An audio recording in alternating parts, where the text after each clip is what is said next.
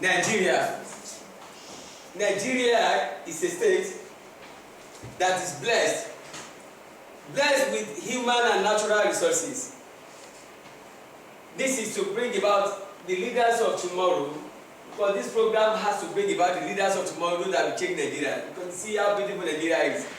We have people from all parts of Nigeria. We have from the south, we have from the middle belt. We are rich in enduring cultural talents. We have people from the Yoruba land, from Igbo land, from Hausa land, from Fulani. Among the Kanuri, Nigerians are wonderful people. Nigerians are hospitable. They are able to welcome others. Nigeria is a land of peace. But why we have all these problems? From the desert of Sokoto to the desert of Damaturu to the deserts of Katsina, down to the middle belt and to the forests of the southwest. And from the southwest, we can go to the areas where we have water. That is the Niger Delta area of Nigeria. Every place, every part of Nigeria is beautiful. Every part of Nigeria is destined for business. We have had different leaders in the history of Nigeria. We have had the military, we have had the civilians.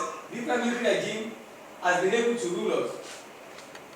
We had the government of General Murtala Mohammed, action now. So we have had civilian regime and we have had military regimes. But there has not been the positive change that we need in Nigeria. Nigerians have not been able to witness the dividends of democracy. The children of Nigeria today are disillusioned. And you are the leaders of Nigeria tomorrow.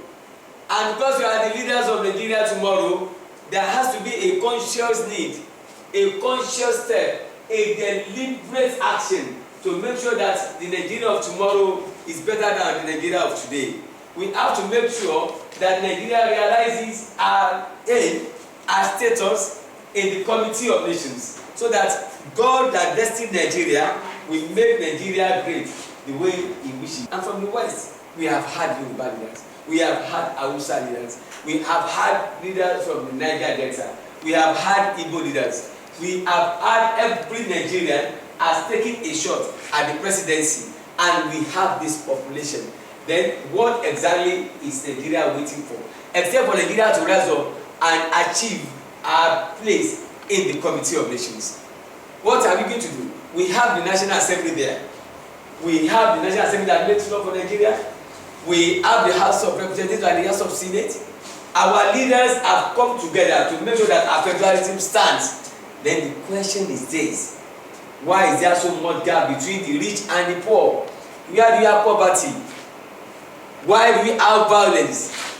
Why are Nigerians killing themselves? Why are our soldiers killing? Why do we have militants killing in all the parts of Nigeria? Why is Nigerian child disillusioned? Why do we have poverty all about Nigeria? Look at the way the Nigerian people are living. Majority of Nigerians are suffering like this. Only very few would be in affluence. Should it be like this? Lack of infrastructure. Despite all the government that we have had in place in Nigeria, there are no good roads, no housing facilities. It cuts across all governments. Look at the roads that we have. All parts of Nigeria. Look at people working as slaves, all in their fatherland. And Nigeria must not continue like this. There is inequality and injustice. There is inequality in Nigeria. People are not able to live a life that is worthy of living. Homelessness. See how people are living in Nigeria. Can we continue like this? This is Nigeria as of today. This should not be the Nigeria of the future. Something has to be done to transform Nigeria. There are child abuse. Children that should go to school. Children of school age. You can see them. This is how they live in Nigeria. Look at how the adults are struggling to make ends meet. Look at children, look at where they have found themselves. For no fault of theirs, because some leaders have mortgaged the future of these children for their home today. And that is why you, as leaders of tomorrow, you must change things. Enough is enough. If enough is enough, we have churches, we have mosques. Religion is not the problem. Nigerians are not fighting over religion. Our leaders belong to all the religions that we have in Nigeria. We have Muslims, we have Christians, we have traditional worshippers. So we have always been together. Then what is the way forward? If religion is not the problem, what is the hope for that unborn Nigerian child that is coming, how is he going to realize the best that God has put in him? And that is why there has to be a paradigm shift. The first step that we have to take in Nigeria to make sure that we get good leaders for tomorrow is that all the political parties have to work together. All of them, whichever party you come from, they must work together, not to cheat Nigerians and exploit Nigerians, but to let Nigerians exercise their voting right. Voting right is very important for true democracy to take place. People must vote according to their conscience. People will not be coerced to vote for candidates that they do not like. If we are able to vote the way our conscience dictates to us, we'll be able to put responsible leaders in office. You children can also be able to advise their parents to vote for the future, not to vote for the present.